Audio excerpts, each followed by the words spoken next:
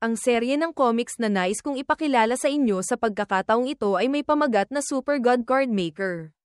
Ito ay nagkukwento tungkol sa isang sawimpalad na programmer na namatay dahil sa sobrang pagtatrabaho.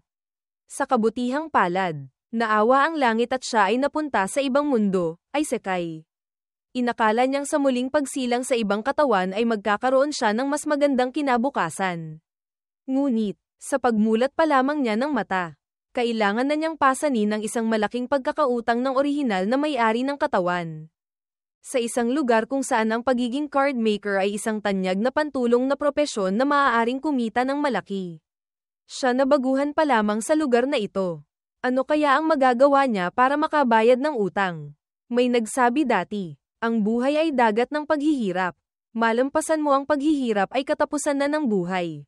Mukhang totoo nga ito minsan. Ang pangunahing tauhan ay si Luming, na dating isang programmer na mahal ang kanyang trabaho. Araw-araw na nakatutok sa computer. Isang taong may prinsipyo na maging salted fish, tamad. Kaya't tamad siyang kumilos. Hindi lamang siya nagtatrabaho ng 16 na oras bawat araw. Kailangan pa niyang harapin ang walang katapusang mga kahilingan mula sa kanyang walang utak na product manager. Ang kanyang mga daliri ay walang tigil sa pagtipa sa keyboard. Kaya't puno ito ng bendahe. Sa kabila ng lahat ng paghihirap, nauna pa siyang mamatay kaysa sa kanyang computer. Oo, namatay ang bida dahil sa sobrang pagod. Akala niya'y katapusan na ng lahat. Ngunit sa sandaling muling pumasok ang liwanag sa kanyang paningin. Nagsimula na ang isang bagong kabanata sa kanyang buhay. Nalubos na naiiba. Anong nangyayari dito? Nasaan ako? Tanong ni Luming sa sarili nang matuklasan niyang nasa isang di pamilyar na silid siya. Pasuray-suray siyang lumapit sa salamin. Tumambad sa kanya ang isang estrangherong binatilyo. Diyos ko, sino tong gwapong nilalang na to? Natigilan siya ng ilang segundo. Pagkatapos ay biglang sumigaw na may halong pagkalito. Naalala niya, dati, ang product manager niya ay nagpabago ng ideya sa huling minuto. Kaya't kinailangan niyang mag-code hanggang hating gabi. Sumasakit ang ulo niya na parang mabibiyak. Nagsimulang maglaho ang kanyang kamalayan. Sa huli, dahil sa pagod at antok, hindi na niya nakayanan at bumagsak na lamang sa harap ng computer screen. Pero hayaan na, ang buhay ay dagat ng paghihirap na nalangoy na niya. Ngayon, ang kanyang kaluluwa ay nasa ibang katawan. Bata at puno ng sigla. Ang swerte niya, di ba? Habang siya'y tuwang-tuwa, biglang bumuhos ang mga alaala ng orihinal na may-ari ng katawan. Lumutang si Luming sa gitna ng napakaraming makatotohanang mga eksena. Doon niya nalaman na ang katawang ito, si Luming din ang pangalan, ay 16 na taong gulang pa lamang. Isang estudyante sa Academy of Vocational and Technical Skills. May kayaang pamilya, malusog ang mga magulang, at mayroon pang isang napakagandang ate. Ngunit teka, ang kanyang mga matang lumilinga-linga ay biglang nagliwanag na parang headlight. Ano yung nakita niya? Ang ate ng batang Luming ay talagang napakaganda. Ngunit hindi niya maintindihan kung bakit kapag naiisip niya ang ate na ito. Mayroon siyang nararamdamang kakaiba at hindi tama. Lumingon siya at agad na hinablat ang kumot para tingnan. Nang makita ang ebidensya, kumunat ang kanyang mukha. Sorpresa. Puro ito mga kwentong tungkol sa ate na nakapagpapa-excite sa mga tao. Noong una, inisip niyang normal lang ito para sa isang menor de edad. Ngunit nang makita niya ang basurahan na puno, doon niya unti-unting naintindihan ang lahat. Ang batang Luming pala. Buti na lang. Alam niyang mali ito. Kaya't umalis siya. Tumakbo patungo sa isang malayong lungsod at piniling maging isang card maker. Pero teka muna. Ano ba yung card maker na yan? Nagtatakang tanong ni Luming sa sarili. Ito ang unang beses niyang makarating sa ibang mundo. Kaya't natural lang na ito rin ang unang beses niyang marinig ang propsyong ito. Base sa mga alaala ng dating may-ari, nalaman niyang ang card maker, o tinatawag ding gumagawa ng card, ay isang pantulong na propesyon. Sa madaling salita, ang isang card maker ay maaaring maglagay ng iba't ibang kakayahan, ilusyon, HUYN can, at imahe sa loob ng isang blankong card. Pagkatapos itong gawing isang card, madali na itong magagamit. Kung sapat ang lakas ng card maker, maaari niyang ilagay ang kahit ano sa loob nito. Ang maliit na bagay na lumulutang sa harap niya ay tinatawag na origin card, the GC. Bawat card maker ay may isang origin card. Ang iba ay maglalagay dito ng mas mababang antas ng enerhiya kaysa sa orihinal na enerhiya ng card. Ang origin card ay may kakayahang i-package ang enerhiyang ito. Sa pamamagitan ng card maker, ang enerhiya ay gagawing card para madali nilang magamit. Katulad ito ng pag-burn ng CD. Ngunit mukhang walang talento ang batang Luming na ito. Kaya ang tanging teknik sa paggawa ng card na alam niya ay ang paggawa ng isang star energy card. Patuloy pa rin ang pagdaloy ng mga alaala. Hindi nagtagal matapos makarating ang batang Luming sa lungsod na ito. Hinanap siya ng kanyang ate. Para protektahan ang kaunting natitirang dignidad sa harap ng ate. Tumakbo ang bata sa mga nagpapautang at pumirma ng kasunduan sa mataas na interes. Nagbukas ng tindahan ng card. At naging isang maliit na boss. Diyos ko, nang maalala ito, biglang natauhan si Luming. Nagmamadali siyang naghanap ng cellphone.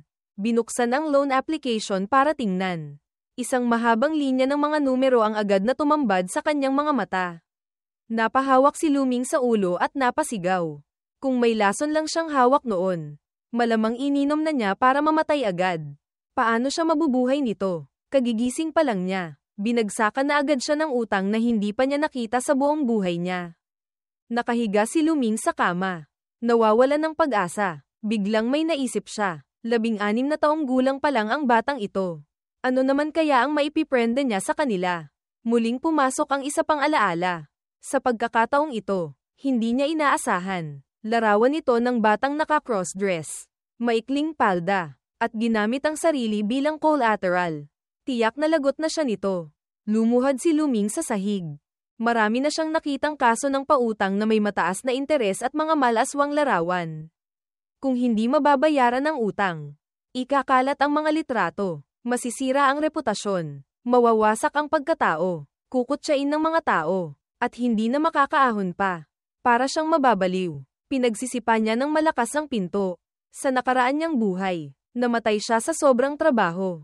Okay lang yun. Ngayon, nagpalit siya ng katawan pero mas malala pa ang kapalaran niya kaysa dati. Paano siyang hindi mapapamura? Sinipa-sipa niya ito. Sa kasamaang palad, tumama ang paa niya sa gilid ng pinto. Napaiyak siya sa sakit. Ngayong bukas na ang pinto. Sinamantala na niya ang pagkakataong lumabas at tingnan ang tindahan. Kabaligtaran ng magulo niyang kwarto. Napakalinis ng lugar na ito. Itinulak pa ni Luming ang malaking pinto at agad siyang namangha sa tanawin sa labas. Sa kaliwa ay may nag-aalok ng produkto. Sa kanan ay may diskwento. Tindahan sa harap, tindahan din sa likod. Napapaligiran ng napakaraming tindahan. Malalaki at maliliit. Napahawak na lang siya sa ulo sa takot. Masyadong mahigpit ang kompetisyon. Ang tindahan ay walang ibang laman kundi mga isang star energy card. Swerte na nga lang at hindi pa nagsasara ang may-ari nito hanggang ngayon. Habang nag-iisip si Luming, may isang pares ng lalaki at babae na lumapit. Nagtanong ang babae kung maaari ba siyang mag-customize ng illusion card. Bago pa man makasagot si Luming, sumabat na ang lalaki. Minamaliit ang kanyang maliit na tindahan at sinabing tiyak na wala silang kailangan dito. Saka hinayla paalis ang babae. Sakto namang tumunog ang cellphone sa kanyang bulsa. May bagong mensahe. Pagbukas ni Luming, isang 3D na imahe ng isang lalaking mukhang sanggano, na may tato ni Guan Yu, ang lumitaw. Dinuduro siya at sumisigaw. Hoy bata, may 15 araw ka pa. Kapag hindi ka nagbayad, humanda ka ng magbenta ng katawan.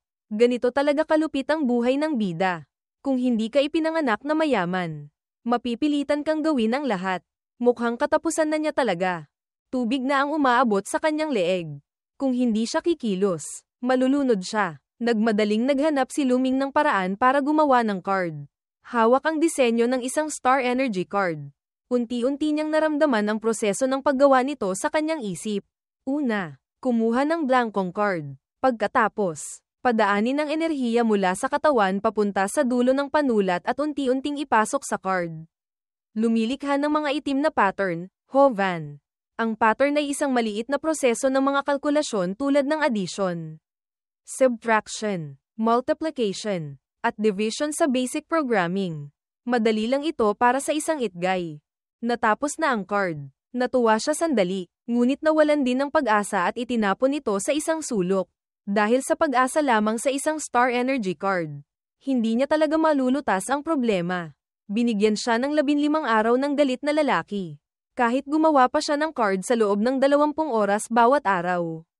Kikita lamang siya ng maximum na 100 yuan. Naiisip pa lang niya ang kahihinatnan, binangkok enho nui la fontrao, bulaklak na chrysanthemo na namumukadkad. Bulkang sumasabog, isang euphemism para sa hindi magandang mangyayari sa kanyang likuran. Napahawak siya sa kanyang puwit at napaiyak ng malakas. Nagkataon namang pumasok ang isang matabang bata mula sa labas. Pagkakita pa lang, naging napakapala kaibigan na nito. Kilala niya ang taong ito. Si Zhang Xiaopang, truong Ti Yuban. Kilala rin bilang Little Fatty. Isang baguhang illusionist at kaklase ng yumaong batang Luming.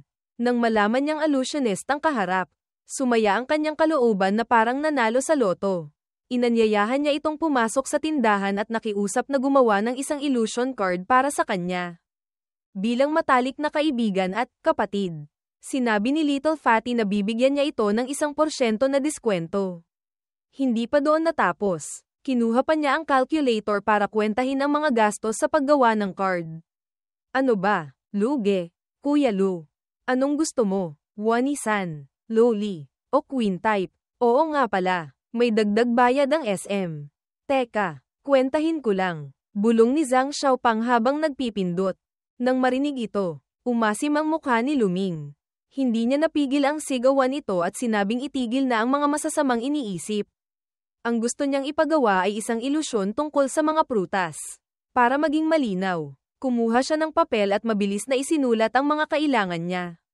Pagkatapos basahin ni Zhang Xiaopang, sinabi niyang madali lang ito. Kasunod ng mga tagubilin, gumawa siya ng disenyo sa kanyang kamay. Pagkatapos ay i-compress ang data at direktang ibinigay kay Luming para ilipat sa kanyang card. Ang unang kumpletong card na siya mismo ang gumawa ay natapos na. Pansamantala niya itong tinawag na Watermelon Illusion. Kahit isang star card lang ito, mayroon itong hindi inaasahang gamit. Kung mailigtas ba nito ang kanyang chrysanthemo, ay malalaman lamang kapag inilabas na ito sa merkado. Lumipas ang 10 araw. Isang gwapong lalaki kasama ang kanyang kasintahan ang napansin ng isang grupo ng mga taong nagkukumpulan. Mula sa eleganteng side view patungo sa frontal view, maraming puso ang nadurog sa kalsada. Lumapit silang dalawa sa isang tindahan at nalaman nilang nagbebenta ito ng user experience, 100 yuan bawat subok. Ayon sa advertisement, ito raw ang kauna-unahang cultivation card sa kasaysayan. Sino mang makatagal ng 100 segundo ay mananalo ng 10 yuan. Mayroon ng unang sasali sa hamon. Masayang inanyayahan ni Luming ang maskuladong lalaki sa harap niya na sumubok. Ngunit nagkamali siya ng akala. Nang yumuko siya, napansin niyang ang totoong challenger ay nasa ibaba ng kanyang paningin. Kahit hindi matangkad ang lalaking ito, napapayuko niya ang buong mundo kapag nagsasalita. Siya ang unang susubok. Bago maglaro, ang lalaking may pink na buhok ay nagbanta pa kay Luming, kung manloloko ka. Itataob ko tong mesa at isusumbong kita sa Consumer Association. Masayang tiniyak ni Luming gamit ang kanyang dangal. Pagkatapos ay pinindot ang button para dalhin ang manlalaro sa experience zone.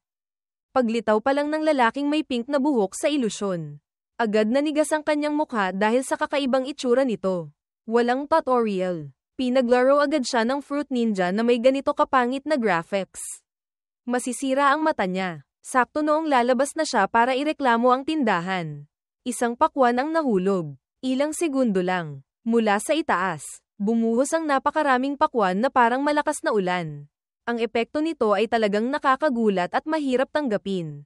Kumalat ang balita, at hindi nagtagal. Dumagsa ang mga tao mula sa iba't ibang lugar.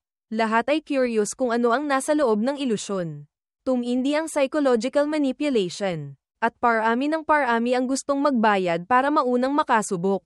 Tahimik na pinanood ni Luming ang perang pumapasok sa kanyang bulsa. Ngumiti siya. Sa ganitong takbo, hindi magtatagal at mababayaran din niya ang lahat ng utang. Ang kasikatan ng Fruit Ninja ay mabilis na umabot sa mga malalaking negosyante. Isang lalaking umiinom ng tsaa ang natigilan sa balita. Ayon sa dalawa niyang tauhan. Sa larong ito, kapag tinamaan ka ng pakwan ng 3 beses, tapos na ang training. Ang pinakamabilis na oras ay 34 na segundo pa lang.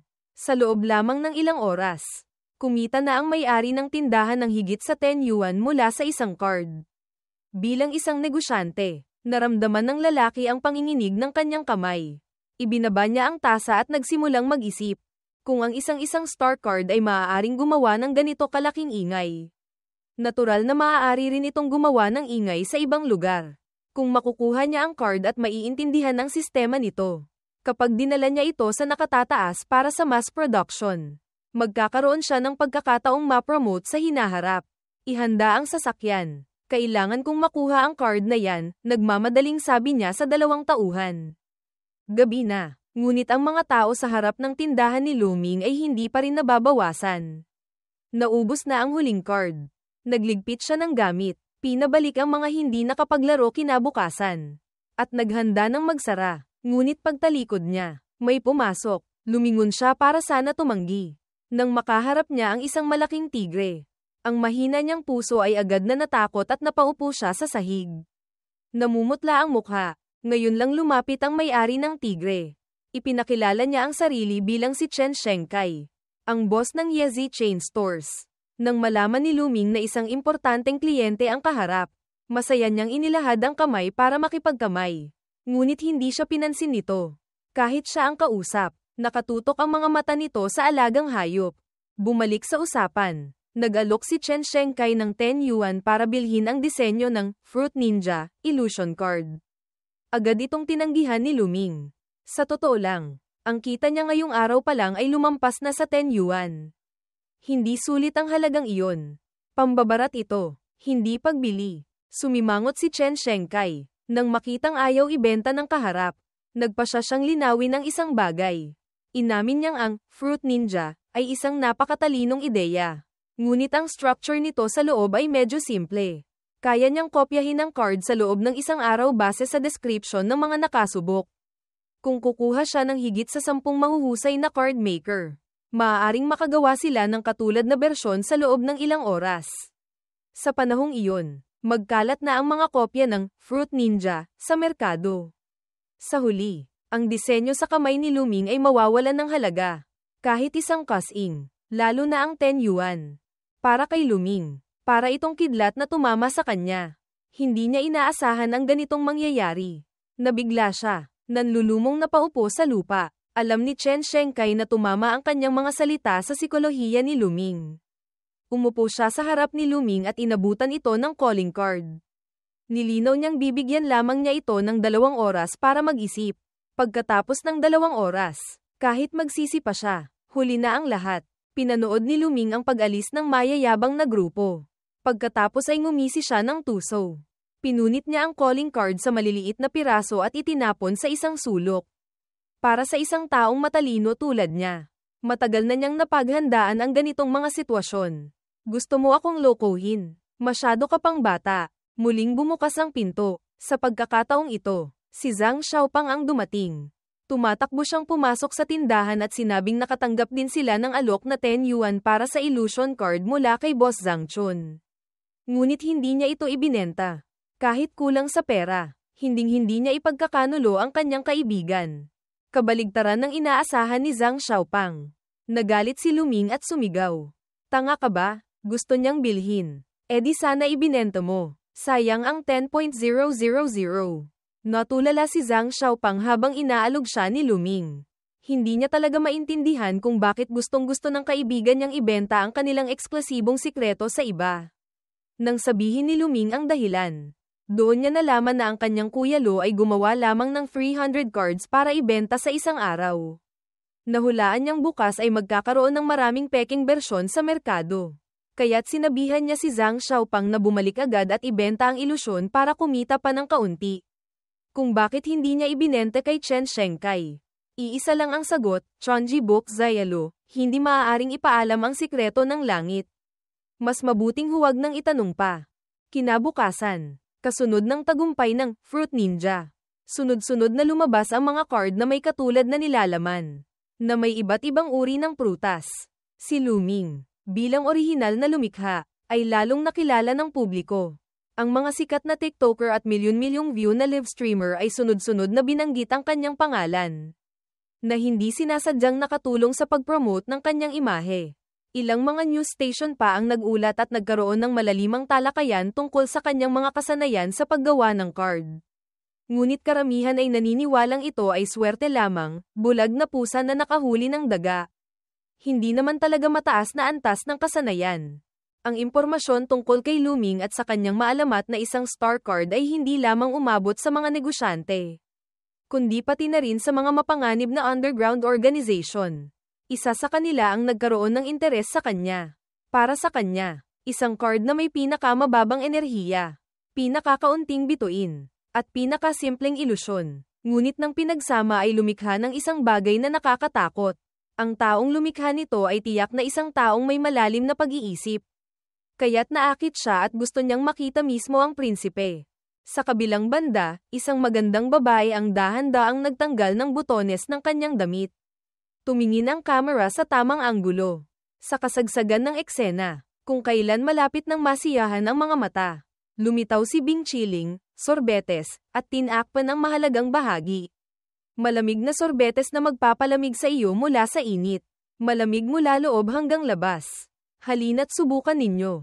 Pagkatapos pakagatan ng babae, sinabi ng direktor, "Cut." Lumalabas na tumigil si Luming sa pagnenegosyo at pumasok sa pag-a-advertise para kumita ng pera. Sa unang pagkakataon niyang umarte, pinuri pa siya ng direktor. Mabilis ding pumasok ang pera sa kanyang account. Nakita ang malaking halaga na 500,000. Nanlaki ang mga mata ni Zhang Xiaopang sa gulat. Yumaman na tayo. Yumaman na. Ang galing mo talaga, Kuya Lu. Naiisip ang hinaharap na pag-a-advertise para kumita ng pera. At kapag may sobra, ideposito sa bangko para kumita ng interes hanggang mamatay. Alam ni Luming na hindi ito magiging maganda. Madaling sumikat sa isang gabi. Ngunit mahirap panatilihin ang kasikatan. Para mapanatili ang hype, kailangang patuloy na lumikha ng mga bagong usapin. Wala pa siyang naiisip sa ngayon. Kaya't sa kasalukuyan, ang pagbabalik sa pananaliksik at paggawa ng mga bagong card ang pinakamahalaga. Nag-usap pa silang dalawa sandali bago umalis si Zhang Xiaopang. Naiwang mag-isa, naglalakad si Luming sa kalsada. Nakatingala sa kakaibang mundo sa harap niya. Bayad na ang utang. Wala na siyang dapat ipag-alala. Maraming bagay sa ibang mundo na wala sa mundo niya. Ngunit sa huli, pareho lang din. Ang manalo ay hari, ang matalo ay hubot-hubad. Tapos na ang nakaraan. Ngayon, magsisimula na siyang maranasan ang bagong mundong ito. Masaya dito. Araw-araw na mag-e-enjoy. Isang buwan ang lumipas. Sa tuyot at mapanganib na border area, isang binata ang pumulot ng isang piraso ng card. Maingat niya itong sinuri. Kakaiba ang pattern sa card. Nahulaan niyang may halaga ito. Kaya't nagpasya siyang itago ito para kumita ng kaunting pera. Gabi na nang makauwi si Luming mula sa pamamasyal. Pagkatapos magpaalam sa kaibigan, papasok na sana siya sa tindahan nang mapansin niyang may naghihintay sa labas ng pinto. "Boss Lu, matagal na akong naghihintay." Bati ng lalaki pagkakita sa kanya. Pagkakita pa lang, nakilala na ni Luming ang lalaking ito. Ang nickname niya ay Mangustin, Mangkot. Isang siga-siga na madalas gumala sa labas. Dati, noong lumalabas ang batang Luming, madalas siyang apihin at hingan ng pera ng lalaking ito. Ngunit nagbago na ang panahon ngayon. Hindi na madaling mangikil sa kanya. Nasa sentro tayo ng lungsod. Hindi ka ba natatakot na isumbong kita sa pulis? Mahinahong sabi ni Luming. Natakot ang kaharap. Sinabi niyang hindi siya naparito para gumawa ng gulo. Mayroon siyang dalawang kayamanan na gustong ipakita kay Luming. At tiyak na magiging interesado ito. Nakita ni Luming ang 2 piraso ng basag na card sa kamay nito. Alam niyang ang mga ito ay dumaan sa mga labanan o nasirang eksperimento kaya naging ordinaryong piraso na lang. Kapag nasira ang isang card, nasisira rin ang encryption effect nito. Kaya maraming card maker ang nag-aaral ng mga pattern sa mga piraso para subukang buuin ito muli. Kahit isang sulok lang ng card ang 2 ito. Base sa komplikadong pattern, sigurado siyang mahalaga ang mga ito. Ayon kay Mangustin, 2 araw na ang nakalipas. Nagkaroon ng malaking labanan sa border. Maraming namatay at maraming card ang nasira. Napulot lang niya ang ilang piraso kaya dinala niya rito para ibenta. Tahimik na nagkalkula si Luming. Ang hawak niya ay nagkakahalaga ng hindi bababa sa 20 yuan. Kaya nag-alok siya ng 150 yuan bawat piraso. Akala niya'y tatawad pa ito. Ngunit madali itong pumayag. Kaya't pakiramdam niya'y naloko siya. Nakaupo sa kanyang lamesa. Matagal na nag-decrypt si Luming ngunit hindi niya ito ma-decode. Kahit ang bilang ng bituin at uri ay hindi niya matukoy. Ang binili niya ay parang basura lang. Nainis siya. Ganito ba siya katanga? Naloko pa siya ng isang batang tulad nito. Nagalit siya sa sarili at sa iba. Hindi napigil ang mapahawak sa ulo at sumigaw. Tinawag pa niya ang sarili na tanga.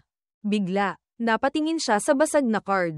May naisip siyang paraan. Gumupit siya ng isang piraso mula sa blankong card na kasukat ng basag na piraso.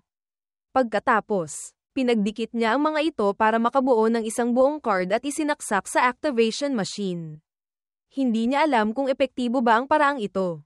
Ngunit dahil nakagastos na siya, susubukan niya na lang. Pinindot ni Luming ang start button. Walang nangyari sa paligid. Mukhang hindi gumana ang paraang ito. Bigla, may narinig siyang boses sa tabi niya. Lumingon siya. Nang makita kung sino, nanlaki ang kanyang mga mata sa gulat. Diyos ko, isa pala itong porn card. Nadulas siya at naitulak ng magandang babae sa sahig. Agad na nabagabag ang kanyang isip. Kahit alam niyang ilusyon lang ito. Nang dumampi ang kanyang kamay sa balat nito, tumulo ang dugo mula sa kanyang ilong dahil sa emosyon. Pumikit siya ng mahigpit, nahihiya, ngunit bumubulong na bilisan na nito. Sige na, you're akan na siya. Ang tandang si Luming ay nalulunod sa kasiyahan. Hindi alam na ang kaharap niya ay papatayin na siya. Dahan-daang itinaas ang patalim. Sakto noong sasaksakin na siya. Nawala ang ilusyon. Hindi pa rin niya alam ang nangyari. Abala lamang siya sa pagrereklamo na hindi pa natatapos ang mahalagang bagay ay nawala na ang lahat. Napatingin siya sa lamesa. May isa pang piraso doon. Mas komplikado pa ang pattern kaysa sa nauna. Biglang pumasok sa isip niya ang isang masamang ideya. Ganito lang pala yun. No, sa pagkakataong ito, mali ang hula niya. Pagpindot niya ng button, biglang nagbago ang espasyo. Ang buong katawan niya ay biglang pumilipit at mabilis na nahulog sa isang kakaibang ilusyon. Nakahandusay siya sa lupa. Hindi inaasahang mararanasan ang ganitong pakiramdam. Pag-angat ng kanyang paningin, isang dambuhalang ahas na may 3 mata ang lumitaw sa harap niya. Nakaamba sa kanya. Ano tong nilalang na to? Namutla si Luming at sumigaw. Kuya, hindi pagkakaunawaan lang to. Hindi pa siya tapos magpaliwanag nang sumugod ang halimaw. Natakot siya at halos lumipad ang kanyang kaluluwa. Akala niya'y siya ang target ng dambuhalang ito. Ngunit hindi pala. Lumagpas ito sa kanya at sumugod sa ibang direksyon. Lumingon si Luming at nakita sa malayo ang isang itim na bola ng balahibo na kalmadong naglalakad. Isang itim na pusa ang humarap sa halimaw na mas malaki pa sa kanya ng ilang beses. Ngunit kalmado itong tumalon sa kalaban. Pagkatapos, umungol ito ng malakas at nagsummon ng isa pang mas malaking anyo. Kapag hindi umuungol ang tigre, inaakala ng lahat na Hello Kitty lang ito. Sa anyong ito, madaling naputol ng itim na pusa ang ulo ng kalaban sa isang atake lang. Bumagsak ang ahas sa lupa. Patay agad. Nanginig sa takot si Luming. Hindi pa siya nakakabawi sa gulat nang biglang tumalon ng pusa papunta sa kanya. Nang maupuan siya ng pusa, pakiramdam niya ay dinaganan siya ng isang napakalaking mabangis na hayop. Kaunting galaw lang na magpapakita ng masamang intensyon ay haantong sa kapahamakan. Alam ito ni Luming. Kaya't ngumiti siya at sinubukang kaibiganin ang hayop. Nagkataon lang na dumaan ako rito. Tadhana talaga tayong magkita. Pwede ba tayong maging magkaibigan? Alam mo naman. Mas maraming kaibigan, mas maraming daan. Tinitigan siya ng itim na pusa na may mapanuring tingin. Tahimik itong dahan-daang lumapit para suriin siya. Sakto noong nagtititigan silang dalawa.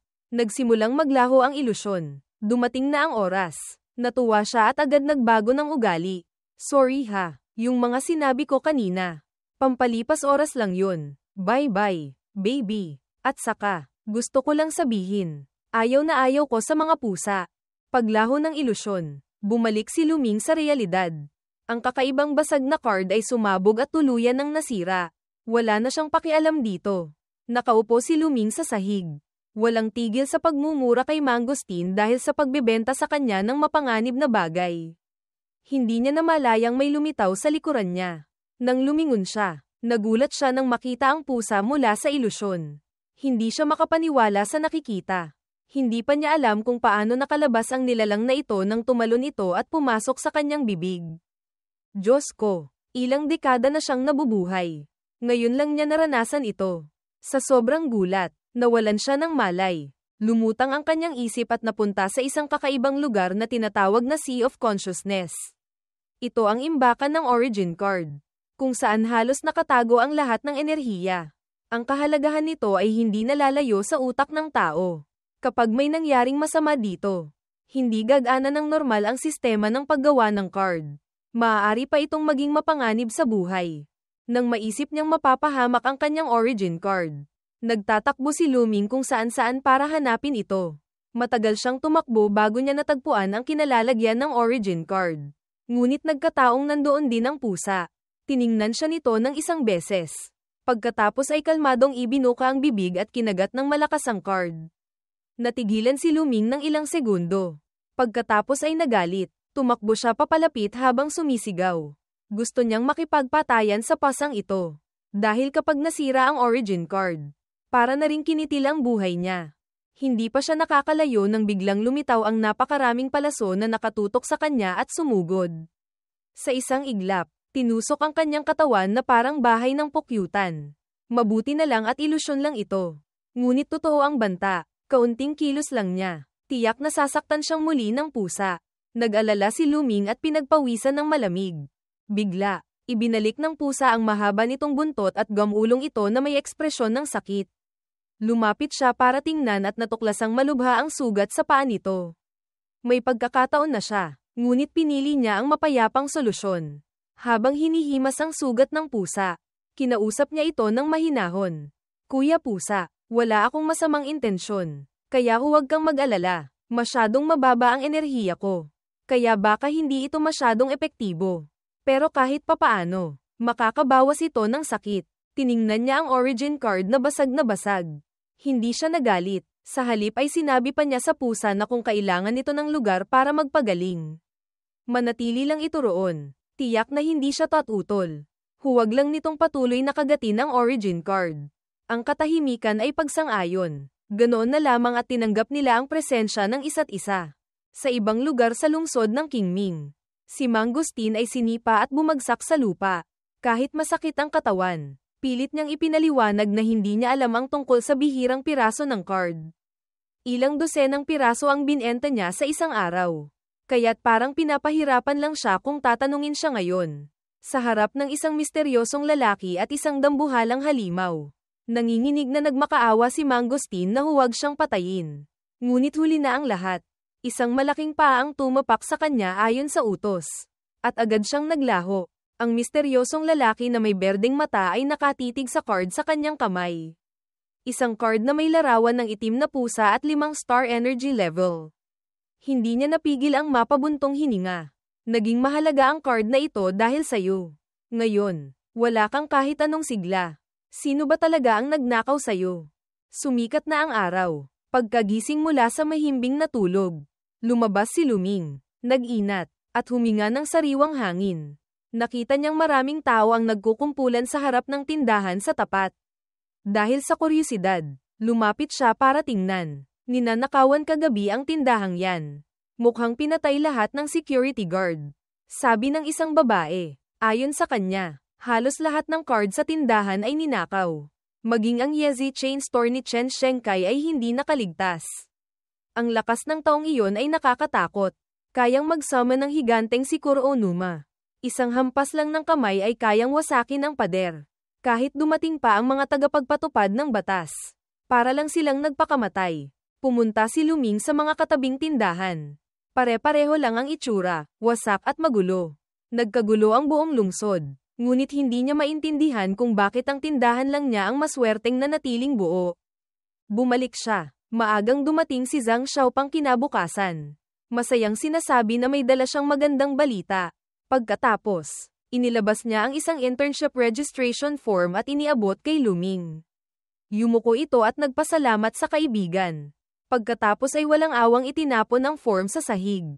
Mayroon siyang alaala ng batang Luming. Kaya't alam na alam niya ang tungkol sa pagbibenta ng paaralan sa mga estudyante para magtrabaho ng walang bayad sa mga pabrika. Internship. Kalimutan mo na. Pinulot ni Zhang Xiaopang ang papel. Ang lokasyon sa pagkakataong ito ay ang Amira Ore Mountain. Sikat sa napakaraming energy stone. Sapat para sa cultivation ng buong bansa sa loob ng 10 taon. Ang layunin niya sa pagpunta rito ay para dalhin si Lu Ming para makita ang lugar. Ngunit nanatili si Lu Ming sa kanyang desisyon. Pinapipilit na itapon ni Xiaopang ang papel. Biglang naalala ang isang mahalagang bagay. Nagtanong siya kay Xiaopang kung mayroon itong combat card na kumokonsumo ng mga 60 energy points. Hindi ligtas ang palengke ngayon. Kaya kailangan niyang magsanay gumawa ng ilang high-level card para mapataas ang enerhiya at lakas. Tamang-tama ang tinanungan niya.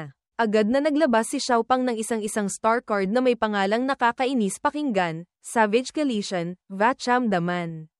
Ayon sa advertisement, ito ay isang attack type card. Ang energy consumption ay eksaktong 60 points. Swak sa lahat ng requirements niya. Bigyan mo ako ng isa. Magkano? Agad na nahulog si Lu Ming sa marketing strategy ng kaibigan. Handa siyang magbayad ng 998 yuan para sa tinatawag na friendship price. Umalis si Xiaopang pagkatapos ibenta ang card. Naiwan si Lu Ming na nag-iisa. Naghahanap ng iba pang disenyo online. Doon niya nalaman na niloko siya ng kanyang matalik na kaibigan. Friendship price, may as. 50 yuan lang pala ang benta sa iba. Pero sa kanya ay 998 yuan. Galit na galit siya. Gusto niyang sumabog. Tiniis niya ito at itinanim sa puso. Hihintayin ang tamang panahon para makaganti. Isinantabi muna ni Lu Ming ang usapin sa pera at nagsimulang magsanay gumawa ng card. Sa isang iglap, nakagawa siya ng 9 na card. Tumaas ng 0.05% ang kanyang enerhiya. Okay lang ang epekto para sa kanya. Ngunit para makapagpatuloy sa pagsasanay, kailangan niya ng karagdagang energy card para mapunan ng enerhiya.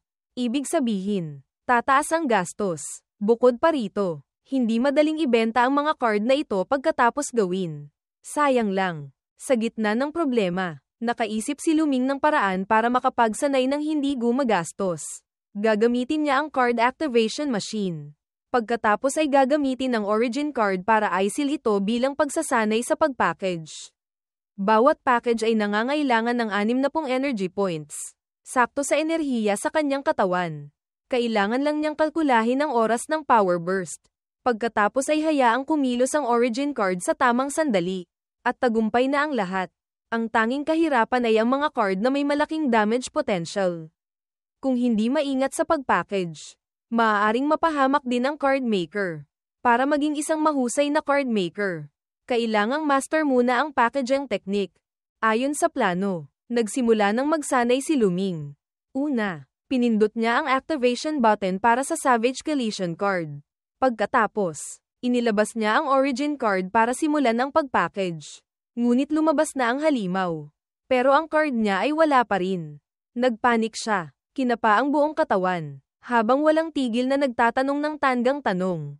Hindi pwede. Nasaan ang origin card ko? Nakaharap sa galit na baka. Nanginginig si Lu Ming na parang dahon.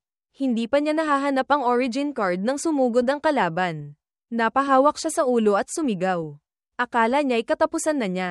Ngunit buti na lang at lumitaw ang origin card sa tamang oras.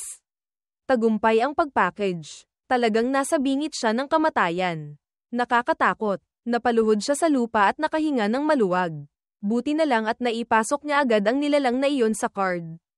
Kundi, minalas na naman siya at bumalik sa alabok. Bumalik sa pangunahing gawain. Tiningnan niya ang card na may maliit na piraso lang sa kanyang kamay. Agad na kumunat ang kanyang noo. Bakit naging ganito? Nasira ba ito ng kuya pusa?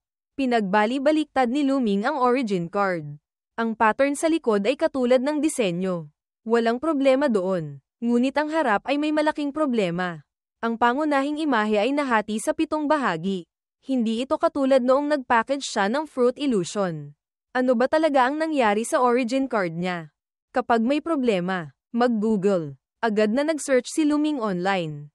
Doon niya nalaman na ang kanyang origin card ngayon ay tinatawag na segmented packaging. Dahil masyadong malakas ang ilang kakayahan, hindi ito maaaring i-seal sa isang beses lang. Ang mga high-level card maker ay lumikha ng segmented packaging technique na ito. Tulad ng pangalan nito, Hinahati nito ang card sa maraming bahagi para i-package ang kakayahan. Pagkatapos ay pinagsasama-sama ang mga ito para lumikha ng ibang anyo. Inakala ni Luming na sinwerte lang siya kaya nagpa siya siyang subukan muli. Pinindot niya ang activation button ng card. Pagkatapos ay nagsagawa ng packaging sa baka. Sa kabutihang palad, nagtagumpay pa rin. May nadagdag na kulay sa harap ng card. Tuwang-tuwa siyang nagpasalamat kay Kuya Pusa ng paulit-ulit. Akala niya'y sinisira nito ang card. Hindi pala. Tinutulungan pala siyang i-upgrade ang origin card. Ang card ay nahati sa 7. Habang mayroon siyang 9 na card para kumpletuhin ang pagsasama-sama.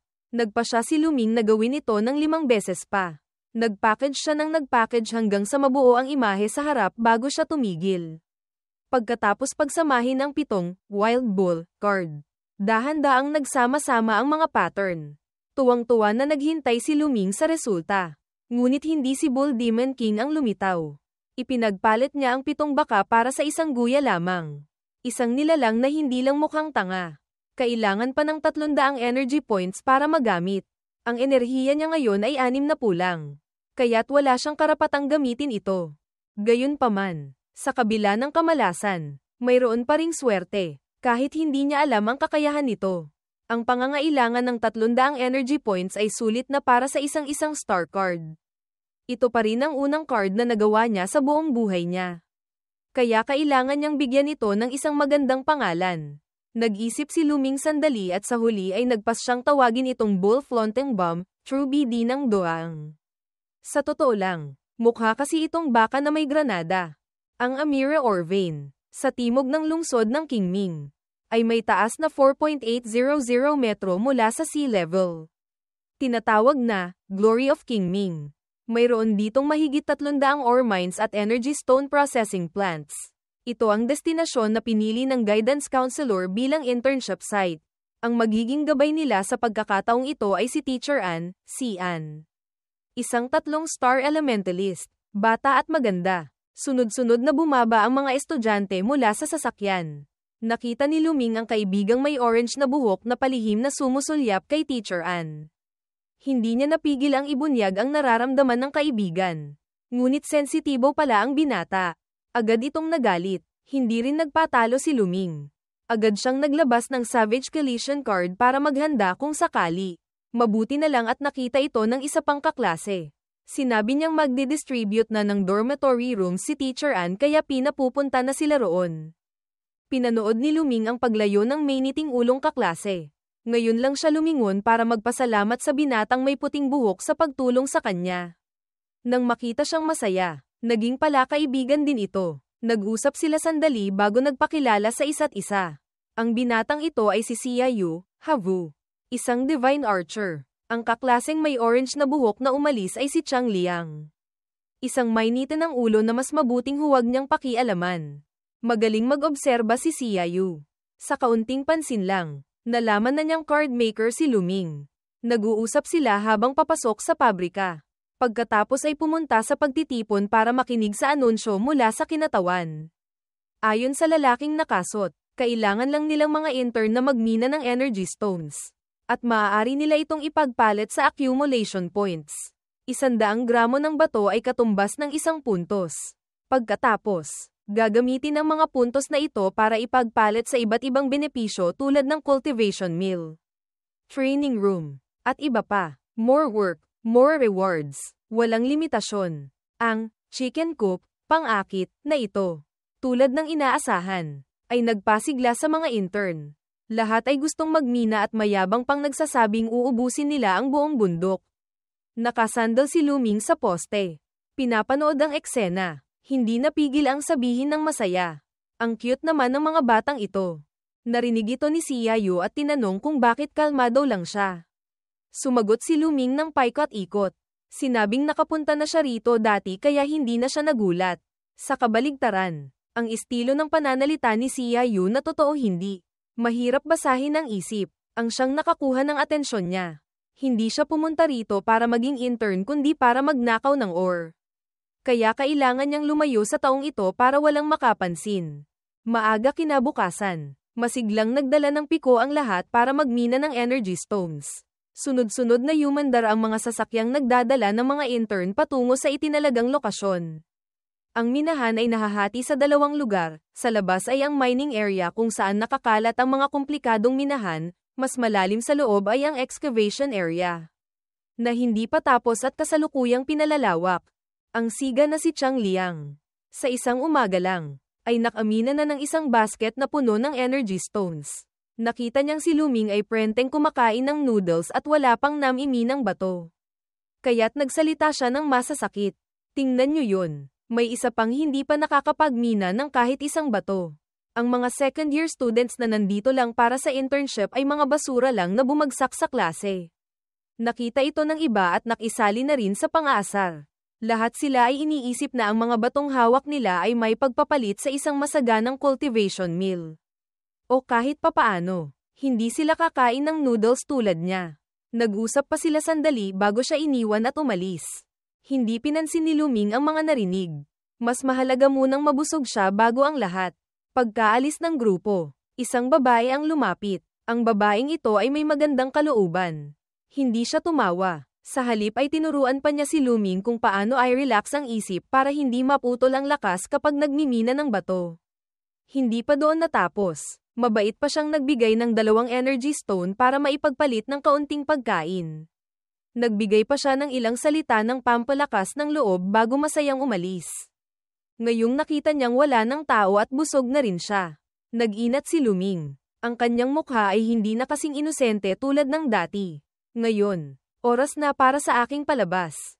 Pagkasabi nito, nagsimula na siyang kumilos. Base sa kanyang mga naobserbahan at nahawakan kaninang umaga. Nalaman niyang para maka-absorb ng enerhiya, kailangan lang damaykit sa energy stone. Hindi na kailangang paghirapang minahin pa ito.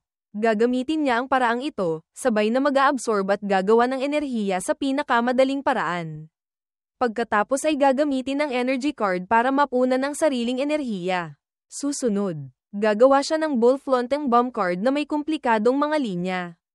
Lumipas ang oras. Paulit-ulit na ginawa ni Luming ang mga gawain kaya't hindi nagtagal ay nakagawa siya ng maraming bull floating bomb card.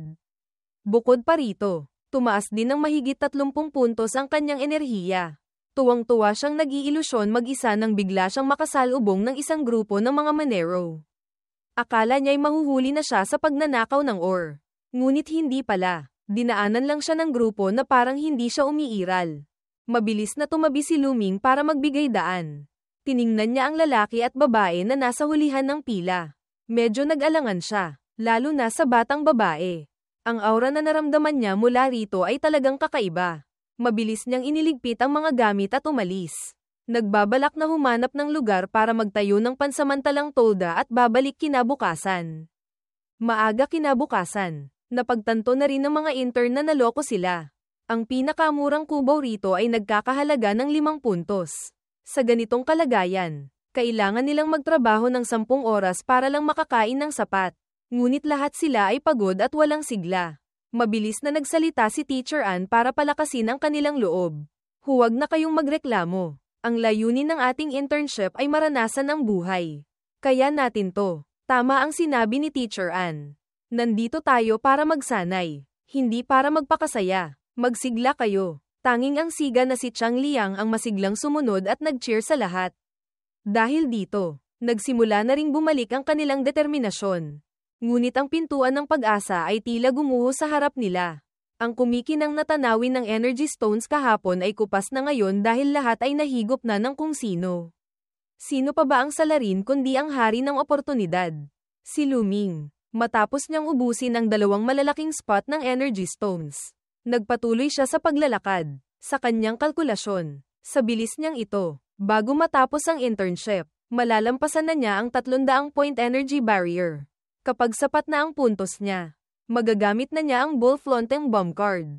Naglakad siya ng naglakad hanggang sa mapatigil sa isang lugar na may karatula ng bawal pumasok.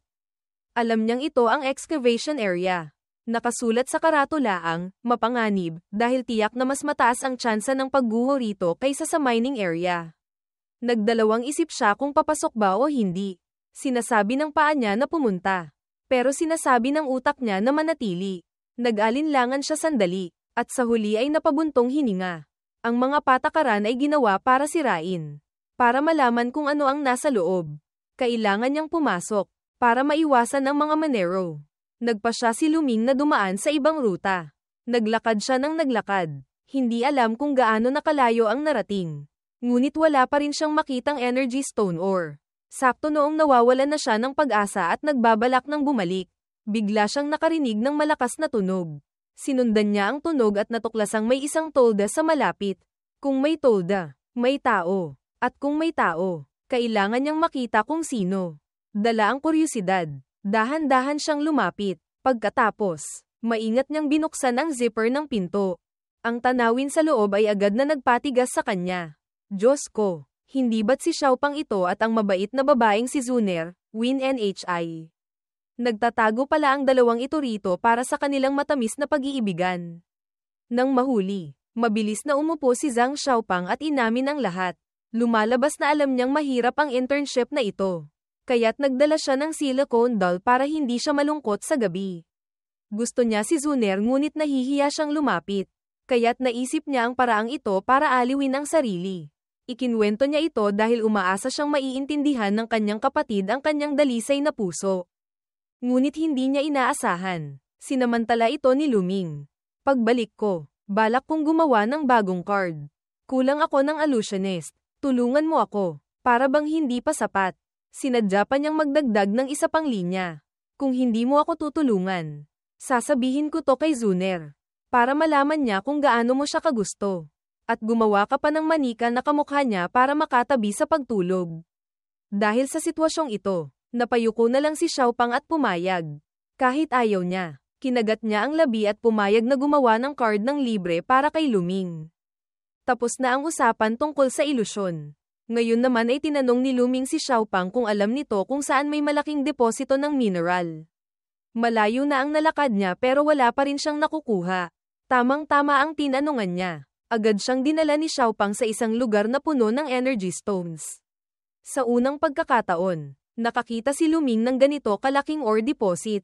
Hindi niya napigil ang sumigaw. Paraiso ng mga mineral to. Ang dami naman dito. Dito na ako magkukultivate mula ngayon. Huwag na kayong manggugulo. Nakita ang kanyang pagkahumaling. Pinaalalahanan siya ni Zhang Xiaopang na mag-ingat dahil malapit ang lugar na ito sa excavation point. Ang mga manggagawa doon ay nagtatrabaho 24/7. Kaunting pagkakamali lang at mahuli siya. Tiyak na makukulong siya. Sa excavation area, hindi kalayuan. Sumenyas ang team leader na itigil ang pag-drill dahil narating na nila ang itinalagang lokasyon ngunit wala silang nakita. Sakto noong lilipat na sila sa ibang lokasyon. Nagsalita ang babaeng may pink na buhok at inutusan silang magpatuloy. Isinantabi niya ang lahat ng babala tungkol sa kaligtasan at pinanindigan ang kanyang desisyon. Kung susundin nila siya, nangako siyang babayaran sila ng 5 beses na mas malaki kaysa sa napagkasunduan. Ang taktikang ito ay talagang epektibo. Direktang tumama sa sikolohiya. Ang team leader, na nasilaw sa pera, ay pumayag din sa huli. 4 na araw na ang lumipas. Ang mga intern ngayon ay pagod na at nawawalan na ng pag-asa. May nakaupo, may nakahiga sa lupa, walang gustong kumilos. Sa puntong ito, tila napansin ni Teacher Ann na may 4 na estudyante sa kanyang grupo na hindi niya makita. Si Xia Yu at Chang Liang ay nawala lang ngayong araw. Habang si Luming at Xiaopang ay ilang araw nang hindi nagpapakita. Napabuntong hininga si Teacher Ann. Ito ang unang beses niyang magdala ng grupo para sa internship. Kahit ginawa niya ang lahat, hindi niya inaasahang magiging ganito kahirap ang lahat. Habang nag-aalala ang lahat kung nasaan sila, sina Chang Liang at Xia Yu naman ay papunta na sa excavation area. Ilang araw nang napapansin ni Xia Yu na may kainahinala kay Luming. Kung hindi niya ito makita sa mining area, iisa na lang ang lugar na naiisip niyang pupuntahan nito. 0.298, 299, 300. Natapos na rin ang huling card. Pagkatapos ng 4 na araw ng matiyagang pagsasanay, ang kanyang cultivation energy ay umabot na rin sa 300 puntos. Oras na para gamitin ang Bull Flonteng Bomb card. Tuwang-tuwa si Luming. Gustong-gusto nang makita ang lakas nito. Hawak niya ang card. Sakto noong bubuksan na niya ito. Nagkataong dumating ang dalawang hindi inaasahang bisita, sina Chang Liang at Xia Yu. Pagkakita pa lang sa kanya ng siga, Agad siyang tinuro at inakusahan. Sabi ko na nga ba? Hindi ka mabuting tao. Magnanakaw ka pala ng ore. Lagot na. Tinamaan siya ng malas. Kinabahan si Luming pero hindi niya ito maamin. Sa mga ganitong pagkakataon, kailangan lang ng isang malaking ngiti. Ano pa bang masasabi niya? Ay, teka, kung huhulihin mo ang isang tao, kailangan ng ebidensya. Kaya't sumigaw siya at nakipagtalo sa kanila. Gusto nyo ng ebidensya? Ilabas nyo. Ngunit hindi niya inaasahan. Handa na pala si Xiaoyu. Agad niyang inilabas mula sa bulsa ang isang iPhone 14 Pro Max na may 1TB storage na tumatakbo sa Android OS, na may malinaw na video ng buong proseso ng pagnanakaw niya ng ore. Gamit ang kanyang talas ng isip, ipinaliwanag ni Xiaoyu na napapansin na niya ito mula pa noong unang araw. Nadagdagan pa ito nang matuklasan niyang sa pinakalabas na bahagi ng bawat ore point ay may mga nasayang na ore, na may porsyentong humigit kumulang 15%. Noong una, maliit lang ang porsyento kaya walang nakapansin. Ngunit habang papasok, tumataas ang porsyento ng nasayang na ore. Minsan umaabot pa sa 50%. Ang pinakamahalagang clue ay ang natuklasan niyang mga gamit tulad ng mga kahon ng instant noodles na itinapon doon. Pinagdugtong-dugtong ang mga ebidensya. Iisa lang ang sagot, ang magnanakaw ng ore ay walang iba kundi ang misteryosong second-year student. Si Luming. Iwas dito. Iwas doon. Nahuli pa rin siya ng batang ito. Agad na napunta sa mahirap na sitwasyon si Luming. Sa kasalukuyan, mayroon siyang mahigit 100 ball floating bomb card.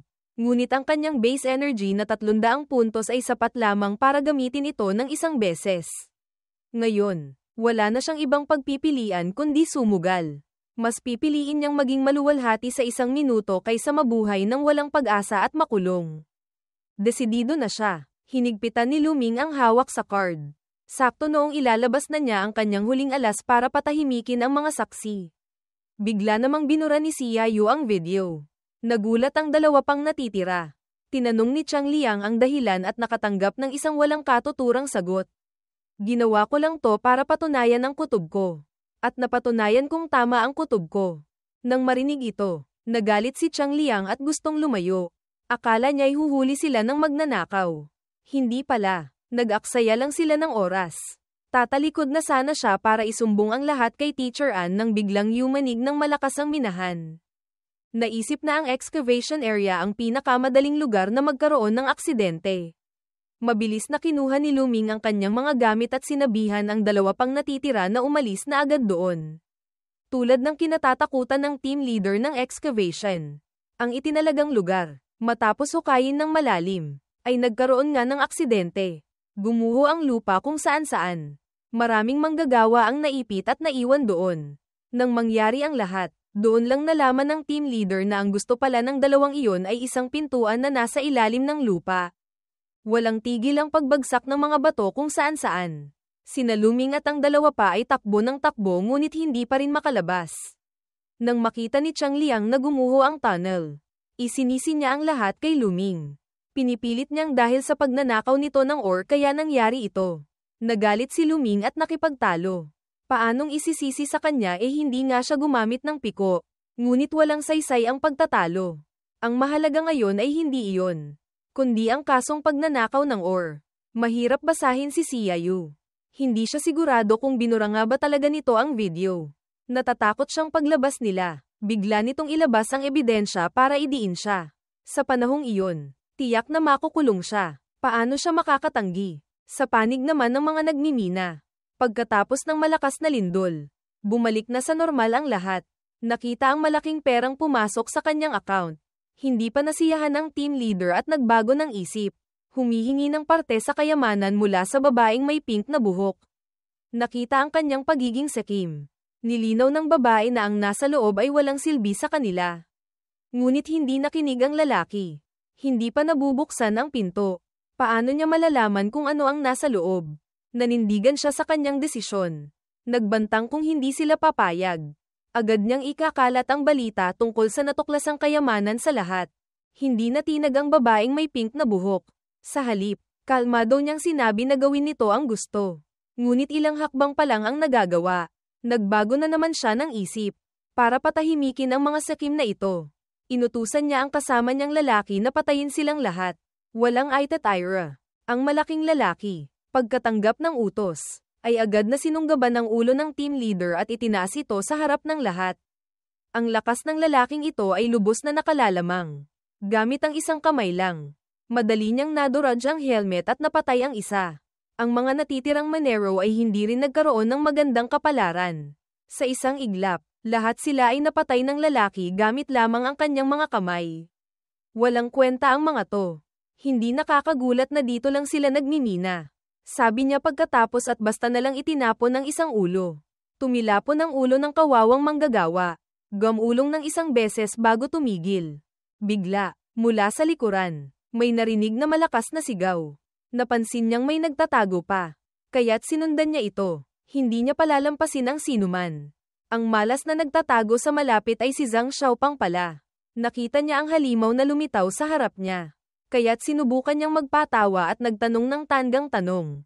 Kamusta? Kumain ka na ba? Sino ba namang niloloko niya? Isang mamamatay tao pa. Kinaladkad ng malaking lalaki si Zhang Xiaopang at inihagis sa harap ng babaeng may pink na buhok para tanungin kung ano ang gagawin dito. Ngunit wala itong pakialam. Ang pagbubukas ng pinto ang mas mahalaga sa kanya. Asikasuhin mo muna ang mga bangkay ng manggagawa. Sagot niya. Itago mo sila na parang mga biktima ng pagguho ng minahan para maiwasan ang hindi kinakailangang gulo. Tungkol naman sa hindi inaasahang bisitang ito, isama mo na lang siya sa libing. Nang marinig ito ng malaking lalaki, hindi na siya nagsalita pa at kinaladkad si Xiaopang. Para makakuha ng oras at mailigtas ang sarili. Sinabi ni Xiaopang na isa siyang illusionist at alam niya kung paano sirain ang selyo, Ketjoy, sa pintuan. Nabasa raw niya ito sa aklat na Tianmen Xuanji, Heavenly Gate Mysterious Records. Natigilan ang dalawa. Nag-alok pa ang babae. Kung matutulungan mo ako, hindi lang kita papatayin. Maaari pa tayong magnegosyo. Lahat ng nasa loob, maliban sa isang item, ay sa iyo na. Nang marinig ito, tuwang-tuwa si Xiaopang. Sinabi niya sa kanila na ang paraan para masira ito ay ang malakas na pagpalo sa selyo. Ang taong nagbukas nito dati ay maraming sinubukang paraan na hindi gumana. Sa huli, 5 malalakas na atake ang ginawa niya. At nasira ito. Nakinig ang babae at ang malaking lalaki. Tila na-hypnotize at naniwala sa sinabi niya. Para subukan, inutusan ng babae ang kasama niyang sumubok. Agad namang sumunod ang lalaki. Ibinuhos ang lahat ng lakas sa isang suntok at pinatama ng malakas sa selyo. Isang malakas na tunog ang umalingaw-ngaw. Ngunit nanatiling buo ang lahat. Walang kahit anong pagbabago. Inakala ng malaking lalaki na niloloko siya. Kaya't lumingon siya at sinigawan si Xiaopang sa pagsasabi ng kalokohan. Si Xiaopang, kahit medyo tanga minsan, ay mabilis mag-isip kapag nasa panganib. Sinabi niyang malaki ang pintuan kaya't malakas din ang selyo. Ang pinakamagandang paraan ngayon ay ang pagsamasamahin ang lakas ng maraming tao para mabuksan ito. Nagkataon namang malapit lang ang mga intern. Kung hihingi sila ng tulong sa mga ito, ang pagsira sa selyo ay magiging madali na lang. Natural na hindi naniwala ang malaking lalaki. Ngunit ang amo niya ay lubos na nakumbinsi. Ang aklat na Tianmen Xuanji ay narinig na niyang nabanggit ng kanyang guro noon. Kaya't may basehan siya para pag-isipan kung maniniwala ba siya o hindi. Sa huli, tumango siya at pumayag na tawagin ni Xiaopang ang mga tao. Bago iyon, hindi niya kinalimutang magbanta na kapag nagtaksil ito, ipapapatay niya silang lahat. Nang makita ni Xiaopang na naniwala sila, ngumisi siya ng tuso at bumulong sa sarili. Pati ako, malapit nang maniwala sa sinabi ko. May plano na si Xiaopang. Mag-isa, hindi niya kakayanin. Ngunit kung kasama ang lahat, mas ligtas sila. Ang kanilang teacher Anne, kahit mukhang mahina, ay isang 3-star elementalist. Kahit hindi manalo sa laban, kaya niyang patagilan ng oras. Sa panahong iyon, kukunin niya ang pagkakataon para tumawag ng tulong. Sa planong ito, tiyak na makakatakas silang lahat. Sa panig naman ni Luming, tumakbo ng tumakbo ang tatlo hanggang sa makarating sila sa labasan.